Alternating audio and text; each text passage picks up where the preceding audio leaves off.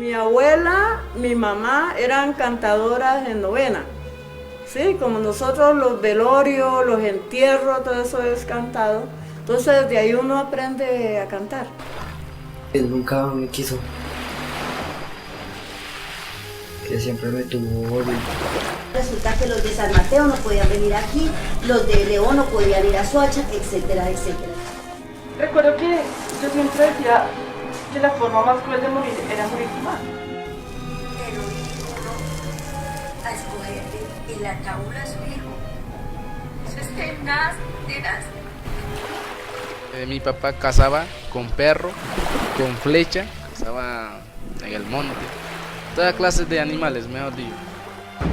No he perdonado. En ese momento, yo lo decía, eso fue hace un año, exactamente. Porque mis hijos son reclutados por el ejército para ser parte de los paramilitares. Pues cuando estoy solita lloro. Pues de ver la injusticia de la vida. Sí lo perdono. Y sí porque no quiero que haya más muertes.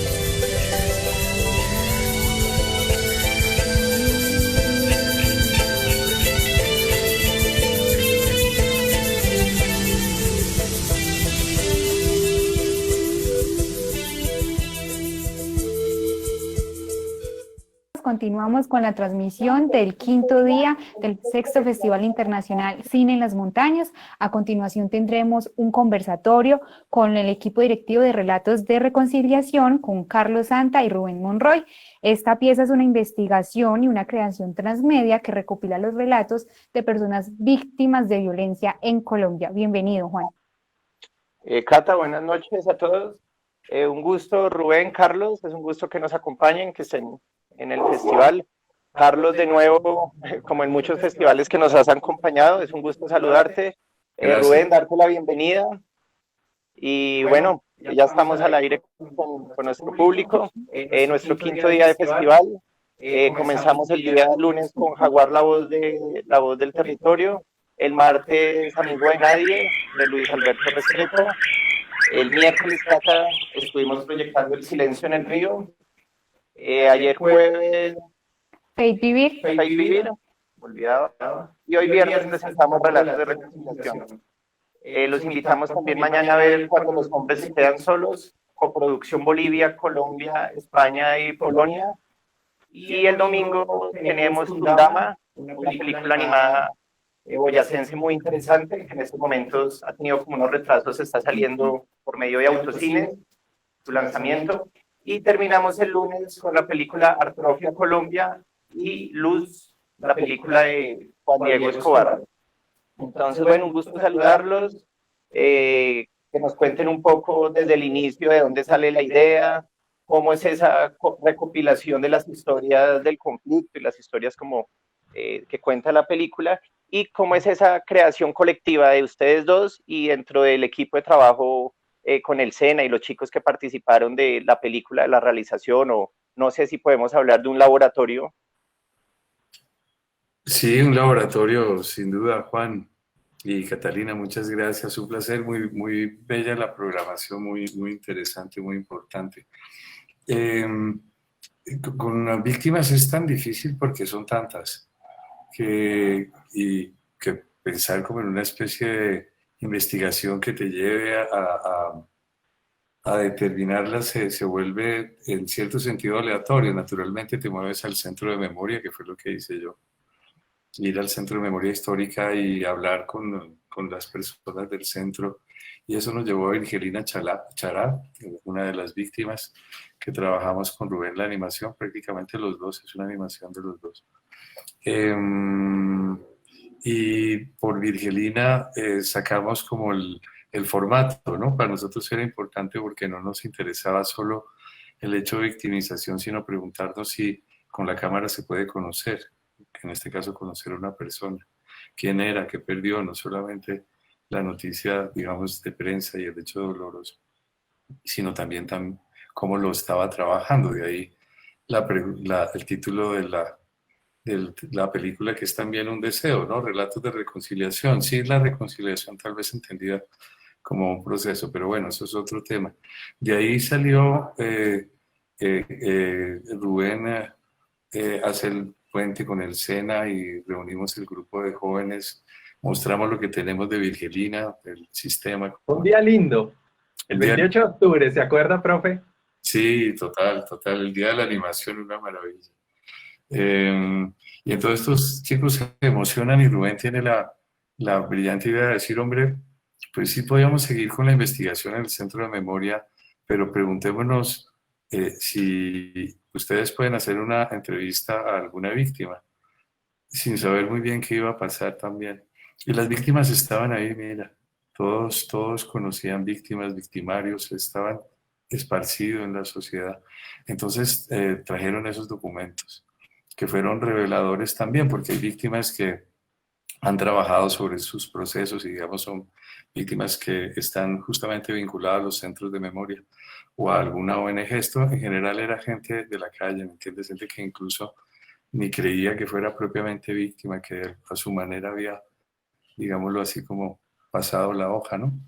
¿Cierto, Rubén? Esa parte fue... Y de ahí en adelante viene otro proceso que Rubén les va a contar, porque al ver los procesos nosotros intentamos siempre vincular a las víctimas a las proyecciones, que se conocieran con las personas que estaban trabajando, con los jóvenes que estaban trabajando con nosotros. Aparecieron ONG, sobre todo el Putumayo.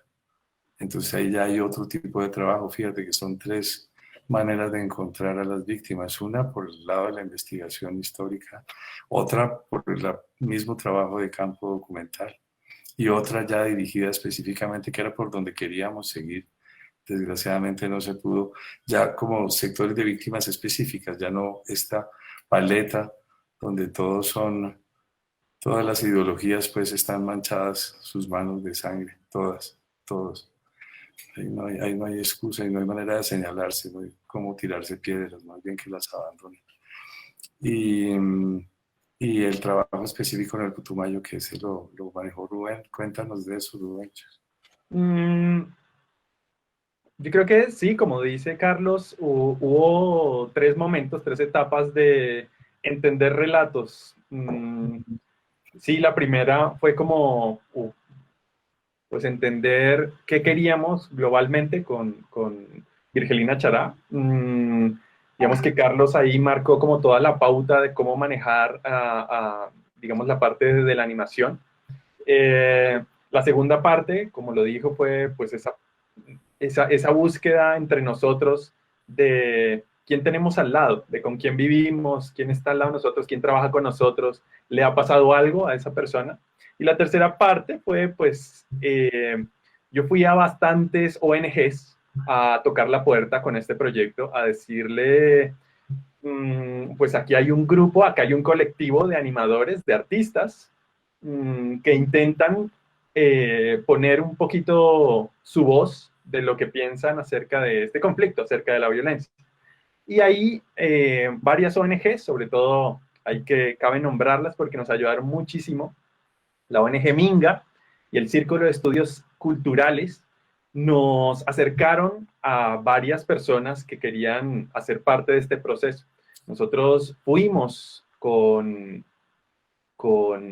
estas personas al Putumayo, nos desplazamos, y allí hubo una retroalimentación muy interesante porque fue la primera vez que nosotros fuimos a su territorio, les dimos el espacio para que ellas hablaran, ¿no? Fue como bastante interesante porque fue realmente conocerlos y ver qué pasó allá, ver cuáles eran sus necesidades, ver cuáles eran sus dolores, qué perdieron, ¿no? Entonces, eso fue muy interesante, haber ido al Putumayo, haber entendido un poco más el contexto de estas personas y volverlo retroactivo, que fue para nuestro equipo de animadores, creo que de las cosas más bonitas y que generó una responsabilidad sobre el proyecto inmediata. ¿A qué me refiero? Que pues nosotros trajimos a todas estas personas, pudimos hacer un vínculo con las ONGs, con el SENA también, nosotros hicimos como un gran aporte allí, y todos ellos, o varios de ellos, pudieron venir a conocer a ese grupo de animadores, ¿no? Que estaba ya trabajando sobre los proyectos. Entonces fue muy interesante mostrarles qué estábamos haciendo, preguntarles, ¿no? Qué querían, cómo se veían, ¿no? En un proceso de reconciliación, en una animación, ¿no? Que para las personas es como tan extraño verse animado, ¿no? O sea, ya pasar filtradamente por la cámara como lo hace la animación. Entonces, ¿cómo se veían? Y para ellos era como súper extraño pensar, no, yo me quiero ver como un pájaro, quiero verme como un árbol, o quiero verme como un bosque. Era interesantísimo, digamos que ver esta situación. Y claro, uno como animador es como súper nutritivo encontrar ese vínculo uno a uno, ¿no? Conozco a la persona y la quiero representar, quiero representar esa vida, ¿no? No solo su dolor, esa vida. Entonces quedaron los relatos grabados y se editaron, digamos, esa base es la otra es que Rubén en la página pues puso también el material de investigación, digamos, tanto el de libros, entrevistas, documentos, etcétera, ¿no? Digamos lo que se fue recopilando, se fue guardando porque sin duda la entrevista ya animada es relativamente corta. Entonces muy buena parte del material, pero quien quiera investigar tendría cómo acceder a los documentos, ¿no? También dando garantía pues del correcto uso del material, ¿no? Que también se compartió siempre con las víctimas. La experiencia que tuvimos siempre conmovedora, ¿no? Te cogían la mano y lloraban toda la película. Pero tal vez la importancia de estos trabajos es esa, no es solo el relato de una víctima, sino que justamente el arte permite o pretende que se vuelva el relato de víctimas que han vivido situaciones similares y que el que no las haya vivido las comparta de una manera más profunda, más intensa, ¿no? El arte tiene ese carácter universal y señala lo malo que es que los seres humanos se maten entre sí, incluso partiendo de relatos pues con detalles muy particulares. Después viene la armazón ya de las forma plástica, ¿no? Dependiendo mucho de los talentos de los jóvenes que están ahí, no forzándolos a un sistema, sino tratando que desarrollen su propio lenguaje dentro de una polifonía de imágenes enorme que permitió agruparlos, y justamente esos grupos desarrollaron también particularidades que, si bien desde el punto de vista cinematográfico se nos presentan como una variedad de estilos enorme, también el estilo se vuelve una manera de representar al personaje. En algunas van a ver no hay personajes propiamente. Algunas tienen carácter protegido, algunas es bastante subjetivo el relato, ¿no? Está casi que contado de manera subjetiva. Entonces, esa fue como la estructura, grosso modo, que trabajamos. Tal vez sabe que nos dejamos, Carlos. Hay una parte un poco que nos abrió la cabeza y fue como un golpe, ¿no? Haciendo la transmedia, haciendo esta parte interactiva, creo que hubo una cosa esclarecedora para todo el proyecto. Vea que fue para mí uno de los cortos más que tal vez se requirieron una apuesta un poco más grande, y fue haber encontrado dentro de las víctimas, haber encontrado victimarios, ¿sí?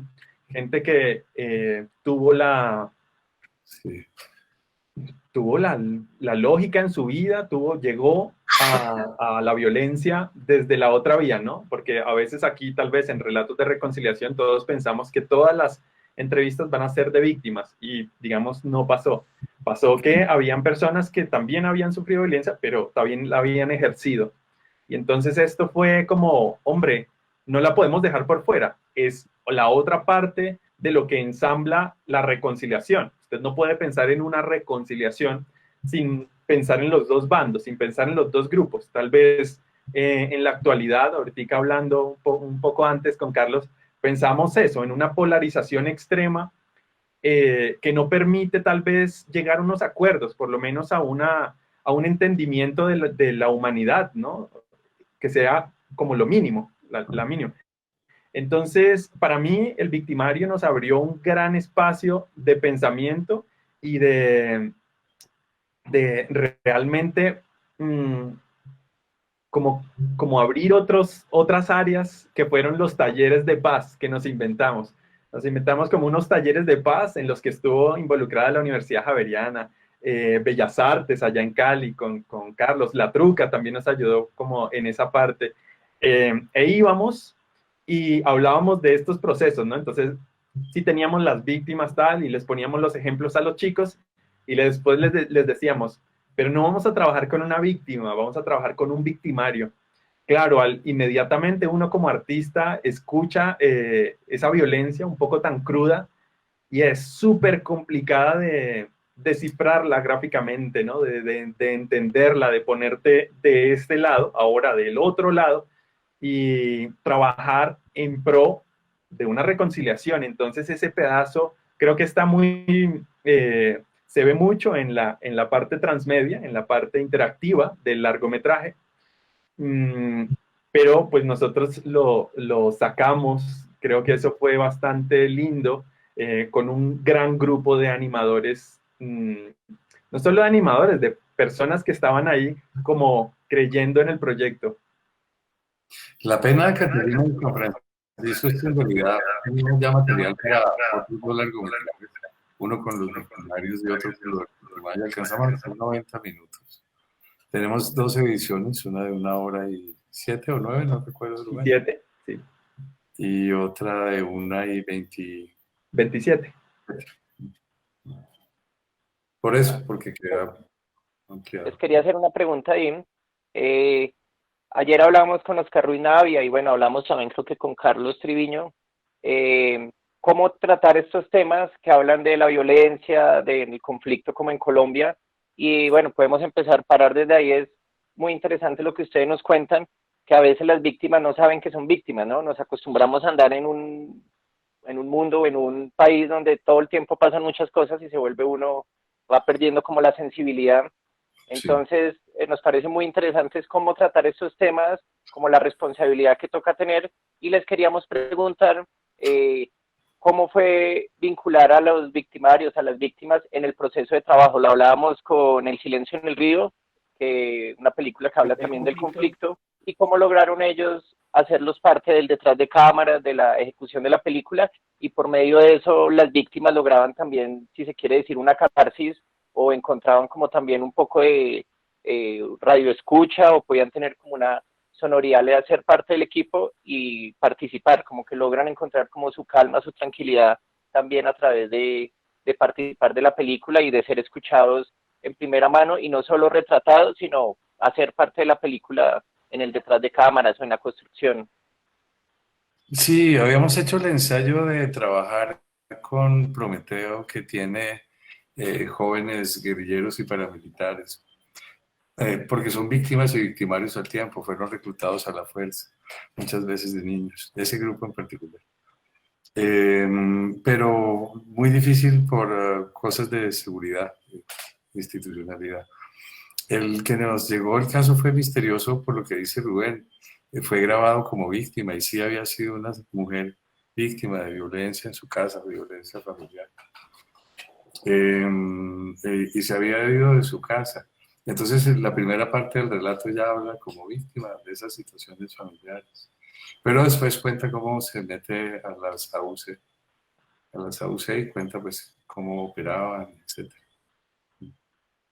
Entonces fue como lo que dice Rubén, una comprensión más amplia de la idea de víctima y victimario, así como la de reconciliación, porque encuentras varios tipos de reconciliación. En la película más bien la tendencia fue organizar los relatos en ese sentido. Primero están aquellos relatos donde hay dificultad de reconciliarse. Hay un deseo de pronto de olvidar o de perdonar, pero sin duda no se ha perdonado. Hay otros casos donde se reconoce que hay un proceso. En algunos casos se dice que no se ha reconciliado por la manera como se está viviendo la actualidad, como en el caso de Virgelina, que sigue siendo una líder social muy combativa, pero al mismo tiempo su manera de vivir es una reconciliación con la vida y un encuentro con un nuevo sentido a su vida, ¿no? Y otros que sí la plantean como un hecho dado, ¿no? El caso de Silvaro Carpio, al final, el joven indígena Huonán, ¿no? Entonces sientes que es como una paleta, que no es una cosa de un día para otro, que son heridas muy profundas, que ahí las tratamos de mostrar de la manera más digna posible, ¿no? Más respetuosa. Yo creo que Relatos es como, si se quiere, una invitación al diálogo, porque si al principio a estas personas se les preguntaba y muchos decían, no, pero a mí propiamente no me ha pasado nada, a mí me cayó una granada en la espalda, pero no fue a mí, fue a los de la mesa de al lado, ella lo cuenta, ¿no? Gustavo dice, no, yo no soy víctima, mataron fue a mi papá, yo no soy víctima. Entonces uno, claro, uno preocupado con pues con unas historias complicadísimas, se pone uno en los zapatos de esas personas y dice, no, usted es víctima, usted tiene que vivir todos los días sin padre, ¿no? Entonces por eso creo que es como una invitación al diálogo, a que realmente la gente suelte todo eso que como que le pasó, como un poco que se concientice. Tal vez nosotros, es como dice Carlos, es como un querer, ¿no? Nosotros queremos que la gente esté por lo menos más cerca a la reconciliación, no sabemos si lo vamos a lograr. Creo que nos pasó con los victimarios que era muy difícil de encontrarlos, de volver a hablar con ellos, todo esto fue realmente difícil porque no, si se quiere la palabra, si hay una vergüenza detrás del hecho, ¿no? Entonces, digamos, fue una grabación, digamos que no es en las mejores condiciones, pero la persona, pues simplemente dice esto con un poco de vergüenza, simplemente como, pues esto fue lo que me pasó, ¿no? Pero no lo cuenta amablemente, simplemente ella como que quiere cerrar ese cajón de ese momento de su vida y no lo quiere volver a abrir. Un poco con toda lógica, ¿no? Pero sí nos fue bastante complicado que, sobre todo estas personas, los victimarios, se abrieran un poquito más al proyecto. También creo que hay unas víctimas, hay un grupo de personas que nos facilitaron su entrevista de un lado, del otro lado, que ha sido muy difícil volverlas a encontrar, ¿no? Que es tal vez de este tipo de persona que por su trabajo, por cómo son, simplemente son un poco más nómadas, ¿no? Y es difícil encontrarlos, es difícil volver a sus casas, no viven en un sitio mucho tiempo. Entonces ahí ha sido un poco complicado volver a ellos, digo.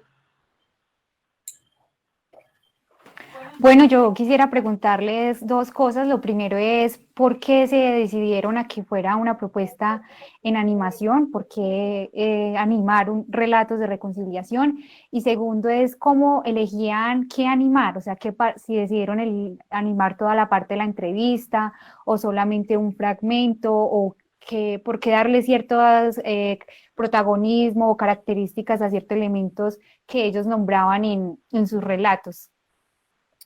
Sí, es una pregunta interesante. Si quieres, nos vamos un poco más atrás.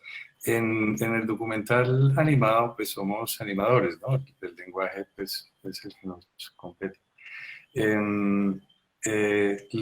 La cámara, la animación puede hacer la cámara que no existió. Digamos, la cámara podría reconstruir el relato o cosas que te cuentan, tratando de lograr cierto verismo. El caso del hundimiento del Lusitania, les recomiendo la película de Norman McKay, el primer documental animado, y se discutía hasta dónde era documental, porque dónde está ahí el documento, ¿cierto? Para nosotros el documento, pues sí, es la investigación histórica y el relato es el documento en sí. Lo otro es interpretación, entonces se abandona la idea de una visión objetiva de los hechos, por un lado, pero por otro lado se abandona la idea de la sola victimización, nos interesa el ser, nos interesa quién es esa persona, cómo vivía, qué cosas la marcaban. Virgilina empieza cantando porque ella canta y le gusta cantar. Y nos cuenta de su vida, ¿no? Y nosotros tomamos ya no la idea del documental que hace la cámara que no existió y que te la vuelve creíble o verdadero o lo reconstruye, sino la interpretación poética, si se quiere, hasta donde es difícil la poesía frente a hechos atroces. En la parte de los hechos atroces, pero en la parte de la vida y de la reconciliación, pues es bastante más amable y más sencillo, o sea que te mueves sobre el espectro de lo humano. Las técnicas dependían inicialmente del conocimiento que tenían los jóvenes con que trabajábamos, que era un conocimiento de animación en digital. Es decir, que lo que se amplió fue la paleta expresiva del digital también a la plástica, pintura, dibujo, pero sabiendo que había jóvenes de talentos tan distintos por sus propios trabajos anteriores, la costura, por ejemplo, entonces hay animaciones en costura. Es decir, que los talentos que tenían ellos también se intentaron animar. En ese sentido, es también un taller de formación experimental. Aprendes mientras trabajas, buscas el lenguaje, pruebas, te equivocas y vas encontrando cómo afinar, uno, la relación entre el digital y el manual, y dos, entre las propias habilidades de costurero, de artesano, de fundidor, de ornamentador, etcétera, ¿no? De grafiteros. Había bastantes grupos de grafiteros muy interesantes, difíciles de vincular inicialmente al formato, pero después unos grandes creadores, ¿no? Era meterle, en este caso, a los chicos del SENA más dirigidos al trabajo industrial, al trabajo de tomar responsabilidades políticas y estéticas. Yo también creo que en esta pregunta cabe acotar en que uno siente que debe representar a la persona que está tratando, ¿no? Entonces, con la técnica uno siempre, por ejemplo, en Sílvaro, que es una indígena Wounaan, se intentaba ir mucho hacia las técnicas de tierra, ¿no? Él siempre habla de su tierra, de su pasado, de lo que cultivaba con su padre. Entonces, por ahí empiezan a salir esas experimentaciones tan lindas, ¿no? Entonces, decir, hombre, hagamos una cena en tierra, hagamos una cena en costura, cuando Virgelina dice que su tejido social se fracturó, ¿no? Entonces ahí como que uno le da muchas pistas para que uno como artista pueda decidir, oiga, ¿por qué no hacemos esto? ¿Por qué no intentamos salirnos de las técnicas, digamos que más clásicas, si se quiere, no sé, y experimentamos allí con otro tipo de propuesta, ¿no? Que tal vez es más interesante para esta película, porque realmente lo que hace es representar esa persona en concreto, ¿no? No simplemente enmarcarla dentro de una técnica que podría estar cualquier persona. Eso que dice Rubén es súper importante. La parte estética sí depende absolutamente del asunto dramático. O sea, no es porque sí que se cambia de técnica. Y no es solamente porque el joven tiene un talento particular. Vale. Les quería hacer otra pregunta. ¿En qué momento el proyecto se vuelve transmedia? O sea, primero era el documental, desde el inicio tenían la idea de llevar estos relatos a algo más multiplataforma, o cómo es esa parte de convertir el proyecto transmedia, o siempre fue transmedia y el documental como tal es una parte que siempre se dijo, hasta ahí va a llegar el documental. Entiendo que es un proceso de formación y también hace parte bueno, se puede utilizar también en tema de foros, en tema de reconciliación, se puede llevar a otro ámbito que no solo sea el documental como tal. Total, y te permite leer el documental por temas específicos. Puedes seleccionar desde el punto de vista técnico o temático y se te arma la película. Rubén lo pensó siempre desde el comienzo. Yo creo que ya había como algo pensado, o sea, Carlos en algún momento ya tenía como, vale, este proyecto da para mucho, da para ordenarlo sobre todo, o sea, que hayan unas partes de memoria histórica y de reconstrucción simbólica importantes, o sea, sí tienen que ser unos ejes en digamos que en nuestra parte interactiva, en nuestra plataforma web, y ahí creo que se empezó a armar todo, ¿no? O sea, dijimos, oiga, metámosle a esto porque es coherente tener toda esa parte de memoria histórica. ¿A qué me refiero? Que si usted, como lo dijo ahorita Carlos, que si usted quería, no sé, encontrar los recortes de periódico de una persona o lo que le había pasado, lo que le pasaba a su región, si hay otros tipos de violencia parecidos a lo que le pasó a esa persona, nosotros, ¿por qué no lo podemos registrar allá? Y simplemente queda como una cartografía de la violencia documentada, que era como una parte súper importante de investigación, que fue lo primero que hicimos. Entonces dijimos, ¿por qué no ordenar esto en una web? Y después, pues esta reconstrucción simbólica también nos la da la web, que era, vale, después de ver todos los largometrajes, todas esas posibles rutas de largometraje, porque pues hay que decir, los relatos de reconciliación en su parte transmedia, usted pues va organizando el largometraje dependiendo de la búsqueda que haga, ¿no? Entonces, como lo dijo Carlos ahora, si usted quiere escuchar todo lo que hay de paramilitarismo, guerrilla y, no sé, narcotráfico, pues el largometraje se le va ordenando de esa forma. Y por último, hay unos conceptos muy importantes que son más humanos, desde la parte más, sí, más humana, que son familia, reconciliación, territorio, no me acuerdo qué más.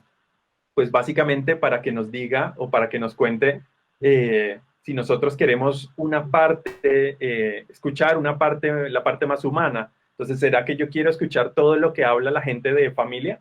De todo lo que le pasó a sus hermanos, tíos, madres, padres, etcétera.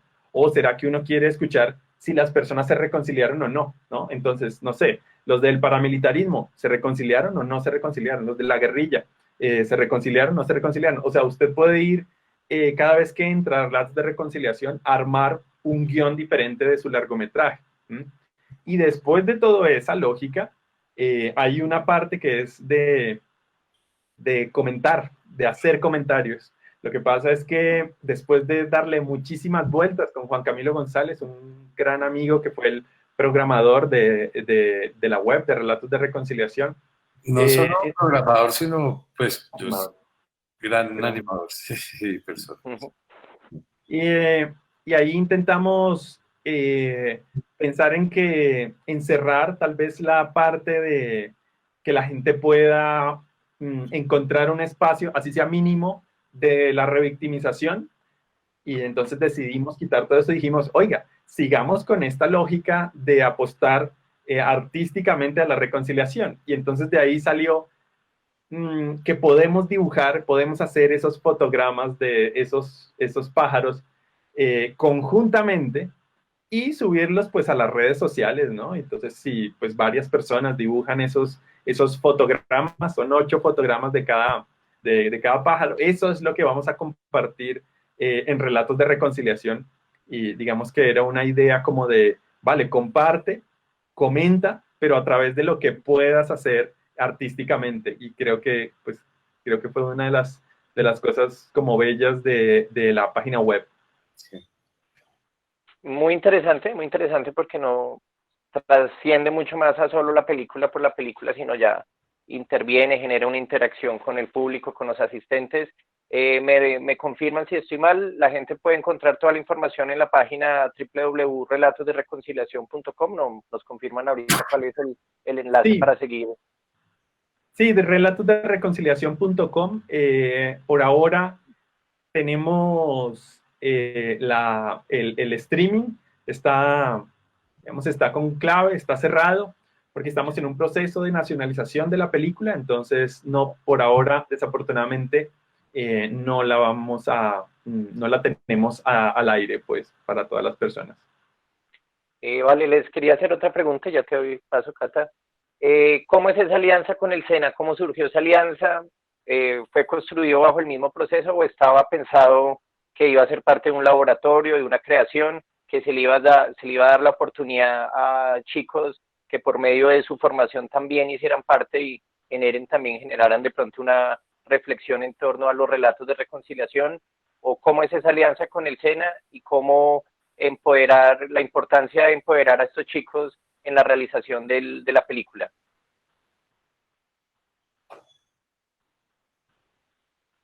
¿Profe? ¿Va? Pues sí, yo aprendí a hacer animación por mi cuenta, es decir, haciendo, ¿no? Aprendiendo mientras trabajas. Entonces, sí era una propuesta novedosa, no solo para el SENA, sino para la Universidad de Caldas, para Bellas Artes, para la Javeriana, distintas entidades que en distintos momentos nos permitían reunir a los jóvenes que ya tienen una formación.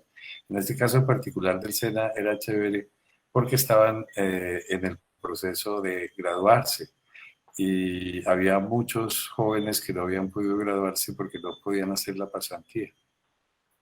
Entonces, la propuesta de trabajar en un proceso creativo ya con no el objetivo del ejercicio o el simulacro, sino de la expresión, pues era notable, ya significaba un compromiso personal de otro tipo, ¿no? Más que académico, incluso humano, ¿no? Pues los grupos que se forman alrededor de estos son como inmersiones totales, ¿no? Es decir, trabajas 5 horas al día, 5 horas a la semana, que en los procesos académicos no suele darse esa intensidad, ¿no? Eso permitió esos resultados tan notables. Fabio, por su lado, con su grupo Ozono, trabajaba en la composición de la música, que no hemos hablado, pero es importante porque tiendes a pensar en la música antropológica. Inicialmente ese fue como el camino que tomamos, de irse por el lado de la música popular más bien. Pero son de tantas regiones y están en tantos sitios y finalmente todos terminan en Bogotá que había que pensar en una obra sinfónica de tipo épico, porque es que el asunto me parece a mí de carácter épico, es la historia de una nación, es el asunto de un país, de una comunidad. Entonces Fabio a su vez también vinculó alumnos. ¿Qué se hace? Pues vas aprendiendo mientras trabajas. El problema que se te va presentando se va resolviendo. ¿Qué hay que diseñar personajes? Se diseñan personajes. Y de esa manera pues lograron obtener su pasantía, ¿no? Para poderse graduar. Y de una vez pues en un proyecto de mucho interés para ellos. Muchos de ellos han armado grupos de trabajo y han continuado trabajando incluso con nosotros en distintos proyectos. Se armó un grupo de animadores muy, muy interesante. Es una pena que no se continúen esos procesos y que no haya claridad sobre la manera como se desarrolla en el esquema universitario. Me parece que se ha ido durmiendo y que debería dirigirse más a la producción de la imagen y al aprendizaje sobre la dramaturgia y no tener separada la dramaturgia de los problemas de la construcción de la imagen. Yo creo que fue muy interesante. Todo esto empezó como desde el SENA. Yo era profesor del SENA por allá en los años 2014. Me tocó hacer una autoevaluación curricular del programa de animación y me encontré con lo que decía Carlos, que el 1% de los animadores del SENA, el 1% de los cientos de animadores del SENA conseguía trabajo para hacer pasantía. Para mí esto fue esclarecedor, ¿no? Y entonces en ese momento fue que, bueno, ya saben, lo del 2014 pasaba por el país todo esto del plebiscito, ¿no? Lo del sí y el no. Era como como esta nueva corriente, estas nuevas posibilidades que se estaban abriendo de pensar en una Colombia en posconflicto. Y entonces ahí fue que empezamos con Carlos primero como a pensar en estas posibilidades. Y ya después se fue tejiendo todo lo que pasó como en el SENA. Y lo último fue eso, que se dio la posibilidad de hacer las pasantías en relatos de reconciliación. Entonces, sí, digamos que hubo una parte dentro del SENA, pero después, bueno, ya saben, un largometraje animado es un trabajo titánico y todos los compañeros, después de hacer las pasantías, pasamos y seguimos una cantidad de horas para terminar como lo queríamos, digamos que ese largometraje. O sea, sí se empezó allí como esa estructura grande en el SENA, pero desafortunadamente como que no siguió y pues simplemente fuimos tejiendo esas partes por otros lados. Carlos, Rubén, nos hacen una pregunta público y es, ¿cuál es la importancia y el aporte que tiene este tipo de productos, tanto como para el equipo que lo está realizando y está en todo este proceso de creación, como para las personas, los espectadores que van a consumirlo? Pues tal vez empiezo yo creo que, y me voy por una parte, que es lo que ha pasado con la película actualmente.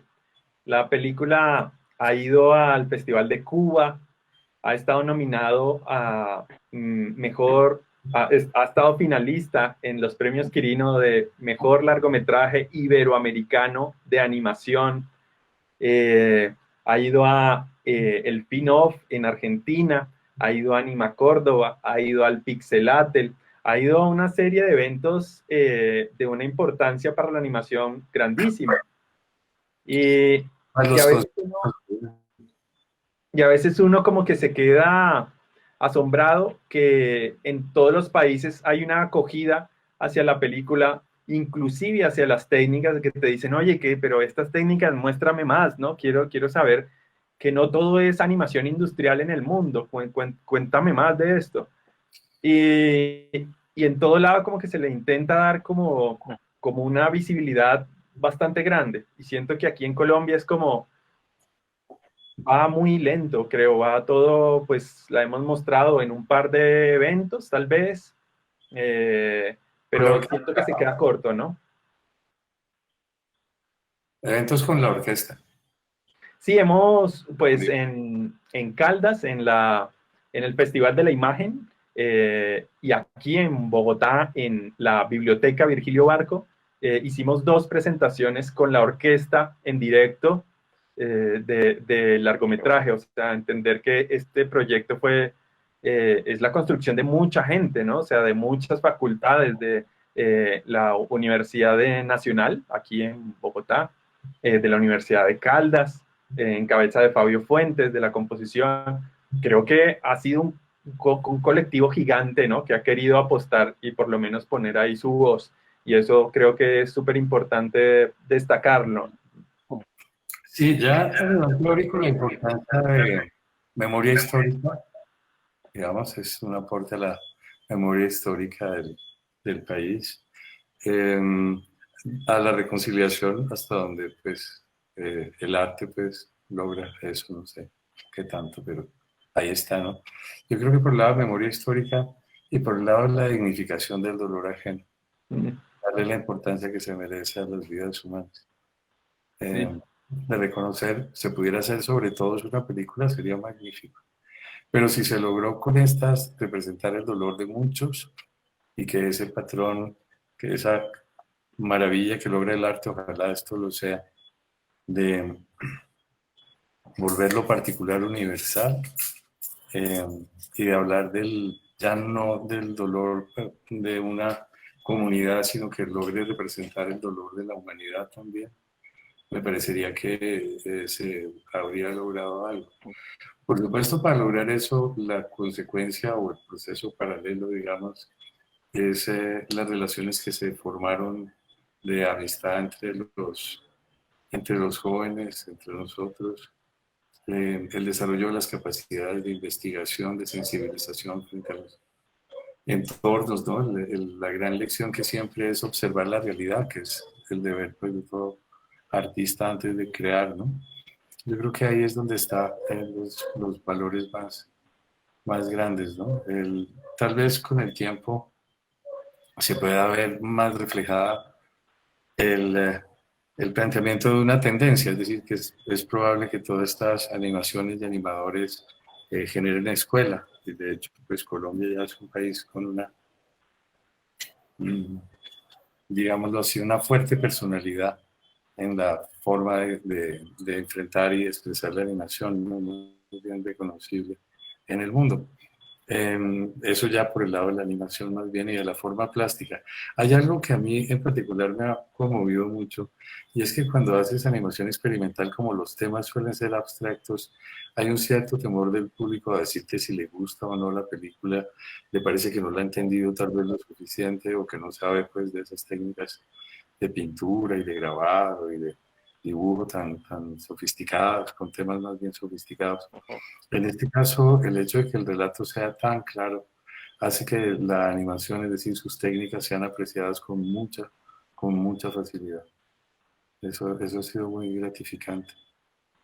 Y la apreciación general del público, de todo tipo de público, por el esfuerzo estético, digamos, por el esfuerzo de imagen. Creo que yo no sé si se quedó ahí como una pregunta como en el tintero que fue la de los chicos, que el cambio que tuvieron todos los chicos. A mí creo que eso me llena de orgullo como profe, junto con Carlos, estar ahí como guiándolos en ese proceso. También con la profe Marta Pérez, que también nos ayudó en ese proceso, tal vez no de la animación, sino un proceso más humano, donde pues sí, no solo veíamos, ¿no?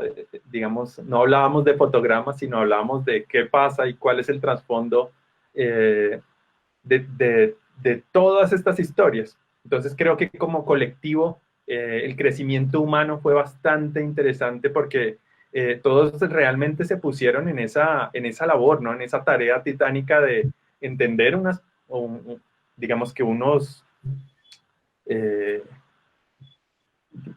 todo un mecanismo, ¿no? Toda una estructura, una información de lo que pasa en el territorio, de desglosar política, social, económicamente, eso, ¿no? O sea, un tipo de violencia y llevarlo y construirlo y traducirlo a animación. Entonces, claro, para todos era un ejercicio mental de estar pensando en un tipo de violencia, en decir, ¿qué opciones tengo yo como artista para que esto no pase? ¿O cómo lo puedo poner, cómo lo puedo transformar, ¿no? Entonces eso creo que a los chicos, a todos, no a los chicos, mentira, a todos nosotros nos cambió realmente como la manera de ver la violencia, estoy seguro.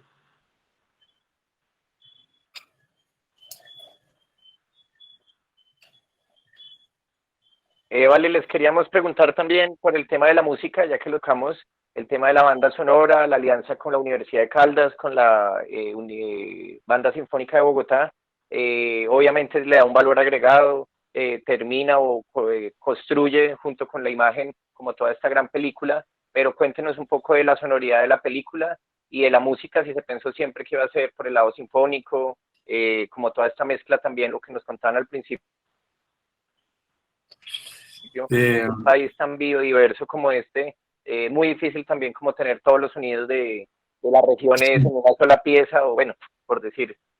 Sí, Fabio venía de trabajar con la comunidad Arhuaca y tiene una pieza sinfónica muy bella construida a partir de los sonidos de la sierra. Incluso encontró un tipo de pulso musical a partir de ciertas aves que se reproducen después en las formas musicales.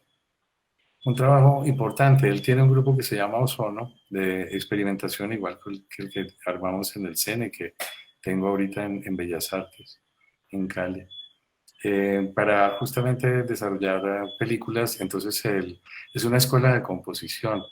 te aclaro un poco ese punto. En Cali, por ejemplo, es más una escuela de interpretación musical. La de Caldas tiene la de composición. Entonces, la pregunta es eso, ¿cómo componer? Inicialmente arrancamos con música más bien antropológica. Virgilina tenía música, teníamos unas amigas que estaban metidas en esa, y ensayamos esas posibilidades más de música popular y no funcionó. Te cuento más por el lado épico, nos pareció más interesante. Una cosa criolla, pues sí, Fabio es compositor sinfónico, entonces desde el comienzo estuvimos haciendo pruebas, ensayos, al lograr sincronismo en unos puntos y sobre todo porque decidimos que la música, eh, por un lado, hacía el papel de los ríos, de comunicación entre los relatos, es decir, era una parte central en la estructura y hay unas pausas largas entre escena y escena, digamos, entre relato y relato, un poco también reflexivas, no se trata de invadir brutalmente pues, el espacio visual del otro, sino justamente también dejar un espacio para la reflexión. Entonces, las manchas que nos trasladan, que son los ríos que nos competen, que están casi siempre presentes en las formas de violencia, la imagen del río, sirvió de conexión. Entonces era importante que Fabio lo desarrollara y varios tipos de movimiento, el movimiento, la obertura, pues la parte, digamos, épica, la parte conclusiva y la parte del largueto, las partes centrales más bien más tristes que sobre las cuales le cayó la responsabilidad principal. Pero es un largometraje, entonces articular esas formas sonoras, tú sabes, una composición ya de 15 minutos es una composición larga, pues en la forma sinfónica, 20 minutos. Entonces hay que grabar de muchas maneras, ensayar instrumentos, tener la versión de la orquesta, pero con los instrumentos separados. La grabación fue pues una cosa increíble con la ayuda de Batuta también, en Caldas para grabar pues los instrumentos por aparte y la orquesta completa. Em, entonces sí fue un trabajo muy cercano de mandarle cosas y él devolvernos cosas y juntarnos mucho, ir a Manizales mucho, hablar con la orquesta, hablar con el director, el papel de Iván pues fue maravilloso. De Leonardo Marulanda, sí. Perdóname, Leonardo Marulanda, para pues con lo que había, ver a ver cómo se componía, cómo no intervenir en las voces. Y la última decisión que lo complicó un poco más, es que no hicimos Foley. Foley es el sonido de las cosas, del viento, de las estelas, de los relojes, de los radios, el sonido del mundo. Ese sonido lo reemplazamos por formas musicales también, de otras piezas sinfónicas también de Fabio. Es decir, tratar de que en vez de que sonara el viento, una forma melódica, acompañar la película. Sí la satura un poco, pero ella es así, la película es como somos, un poco barrocos.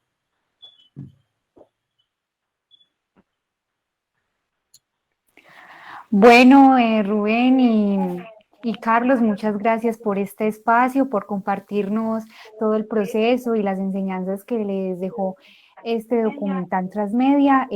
Gracias por participar en esta sexta versión del Festival Internacional Cine en las Montañas, por acercarnos al arte por medio de los relatos, de esta forma en que le hacen honor a la memoria y en que también acercan un poco a la comprensión de todo sobre lo que fue el dolor de las víctimas, lo que vieron también los victimarios. Les mandamos un fuerte abrazo de parte de todo el grupo realizador del festival. Mi abuela, mi mamá eran cantadoras en novena. Sí, como nosotros los velorios, los entierros, todo eso es cantado. Entonces de ahí uno aprende a cantar. Él nunca me quiso. Que siempre me tuvo odio. Resulta que los de San Mateo no podían venir aquí, los de León no podían ir a Soacha, etcétera, etcétera. Recuerdo que yo siempre decía que la forma más cruel de morir era morir quemado. Pero uno a escoger el ataúd a su hijo.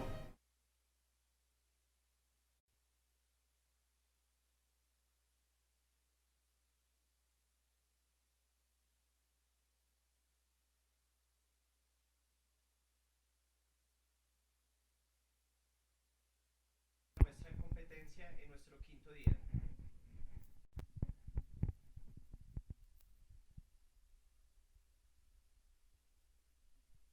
Recuerden que esta película que vendrá a continuación la podrán ver las personas que están acreditadas por medio de la plataforma Bunet, en la cual estará abierta hasta el lunes. Perfecto, nos vemos entonces a las 8. Feliz noche y nos conectamos entonces en hora y media, en una hora. Gracias por estar conectados con nosotros.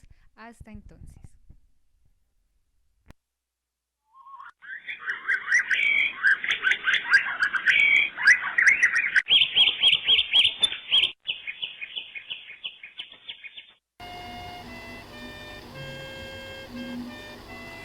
Príncipe, estamos listos para nuestra nueva misión. Somos llamados para salvar el bosque de las hadas.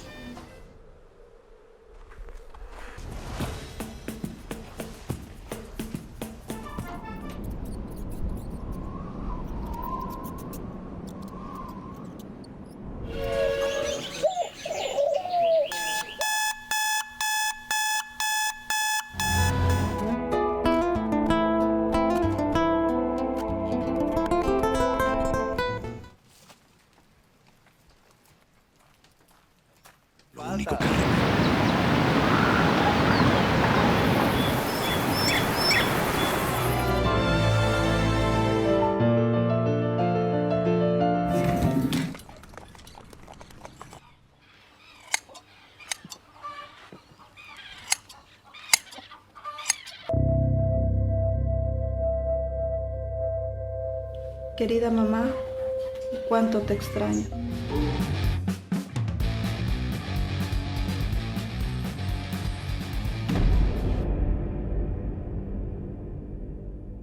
Regina Valencia, de Junta de Yurumandí.